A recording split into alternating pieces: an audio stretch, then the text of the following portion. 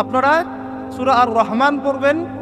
রহমান নামটা অনেক ব্যাপক, দয়াময়ের নাম, তার মানে আল্লাহ পাক মার্সিফুল, মোস্ট মার্সিফুল। কিন্তু এই সূরা আর রহমানে একটা ভয়ঙ্কর আয়াত আছে, কি? সানাফরুগু লাকুম আইয়ুহাস সাকলান। হে মানুষ এবং জিন, হে মানুষ এবং জিন, শীঘ্রই আমি তোমাদের দুইটা জাতিকে ডিল করার জন্য পারেক হচ্ছি, অপেক্ষা করতে থাক।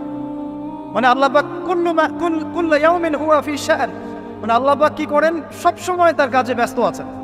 মহাবিশ্বের তো গ্রহ নক্ষত্র গ্যালাক্সির অভাব নাই, মাখলুকের কোনো অভাব নাই। আল্লাহ পাক প্রত্যেকটা মুহূর্তেই তার কাজে ব্যস্ত আছেন, তার কাজে শানে ব্যস্ত আছেন।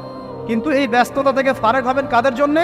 মানুষ আর জিনের জন্য। সুবহানাল্লাহ, মানুষ আর জিনের জন্য আল্লাহ পাক বলছেন সানাফরুগু লাকুম আইয়ুহাস সাকলান। দাঁড়াও, দুনিয়ার মধ্যে এইসব করে বেড়াচ্ছ, তোমাদের দুই জাতির জন্য আমি অচিরে ফারেক হব ইনশাআল্লাহ।